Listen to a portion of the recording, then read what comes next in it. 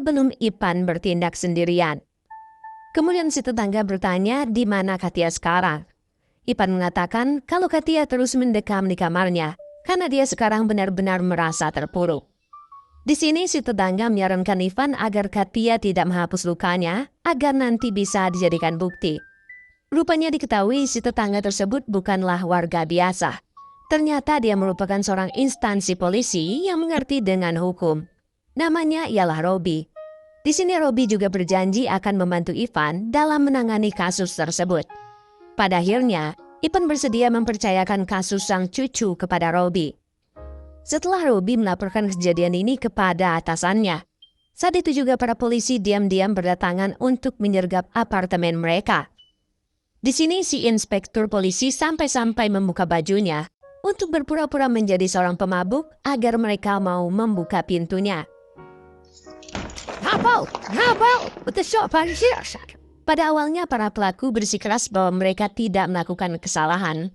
Bahkan Teran mencoba mengancam dan menggertak polisi dengan mengatakan kalau ia adalah anak seorang jenderal. Akan tetapi si inspektur tidak peduli karena hukum harus tetap ditegakkan. Setelah itu para polisi menemukan sebuah kain yang masih ada bercak darah, sehingga para babundal ini sudah tidak bisa lagi mengelak atas perbuatannya. Saat mereka akan dibawa ke kantor polisi, tiba-tiba sang jenderal polisi datang. Di sana si jenderal tiba-tiba meminta untuk menghentikan penangkapan ini, yang ternyata si jenderal ini rupanya adalah ayah Ferhan. Dia juga menjanjikan sejumlah uang kepada si inspektur polisi agar dia tidak melanjutkan penangkapan tersebut. Namun sayangnya, permintaan itu ditolak. Dengan tegas Ferhan, Daniel dan Isro tetap akan dibawa ke kantor polisi untuk mempertanggungjawabkan perbuatannya. Hingga ayah Ferhan kembali merayu si inspektur polisi dan para polisi yang bersangkutan dalam penangkapan ini dengan menjanjikan uang dan naik jabatan.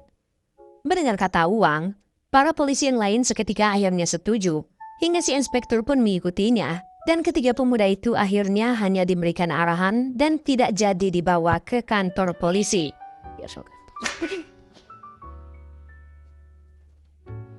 Sedangkan di tempat lain, Ivan sendiri terlihat masih menunggu perkembangan kasus Katia. Namun Ivan yang baru terbangun terkejut ketika mencari Katia tidak ada di kamarnya.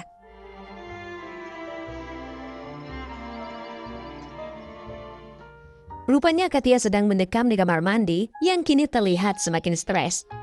Ditambah Katia merasa mual-mual yang membuat dirinya seketika takut akan hamil dari seorang laki-laki yang tidak diketahui mana bapak aslinya.